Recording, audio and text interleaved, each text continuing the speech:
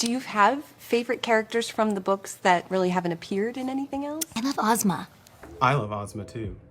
Do you know about Ozma, the queen and rightful ruler of Oz? Did you know she's a trans icon?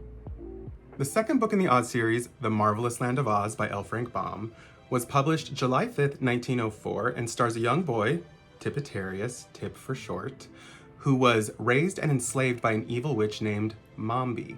It follows his adventures with Jack Pumpkinhead, the Sawhorse, the Wogglebug, the Gump, and a few familiar faces like the Scarecrow and the Tin Woodman. At the end of the book, it's revealed that Tip was taken as a baby from his father, the King Pastorius, and given to Mombi, who transformed him into a boy so he wouldn't know that he was actually the Princess Ozma. And who kidnapped him and delivered him to the witch? Oscar Zoroaster Diggs, the wonderful Wizard of Oz. How else was he going to take over? Ozma then transforms back into a girl and rules Oz from that moment on. It's a sweet scene that begins with Tip worried about what his friends will think when he turns back into Ozma. The Tin Woodman, the Scarecrow, and the Wogglebug all assure Tip/Ozma that we will all remain your faithful friends just the same. Like I said, this book was published in 1904.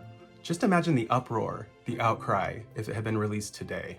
Baum and his Oz books were never very big on continuity because in book 4, Dorothy and the Wizard in Oz, Ozma tells the wizard that Mombi kidnapped her grandfather, then kept her father, then her as a baby, holding all of them prisoner before the wizard arrived.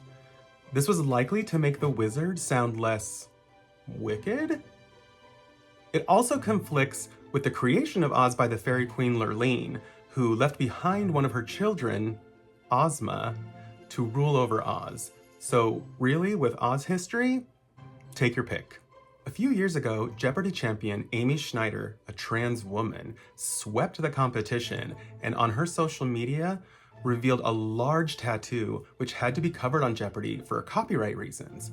And who was that a tattoo of? You got it, Ozma.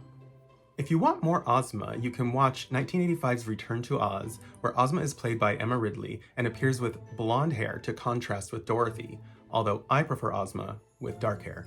Ozma also makes a brief appearance in Disney's Rainbow Road to Oz from 1957.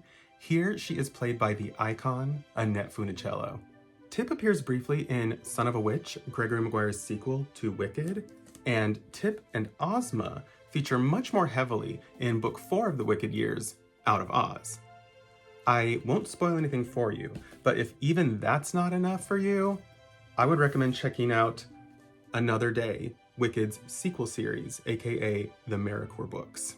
If you want a more academic look at transness and queerness in Oz, I suggest reading Queer Oz, L. Frank Baum's Trans Tales and Other Astounding Adventures in Sex and Gender by Tyson Pugh. Oz has always been a place that embraces queerness and that queers embrace. We understand that things that others might have thought were unusual or strange about us are actually what make us special in Oz. It's a land populated by all kinds of strange and amazing characters, and one of my favorite quotes comes from the Scarecrow in The Marvelous Land of Oz. He says, "I am convinced that the only people worthy of consideration in this world are the unusual ones. For the common folks are like the leaves of a tree and live and die unnoticed." If there's something interesting about Ozma that you think I should have included, sound off in the comments below. Bye!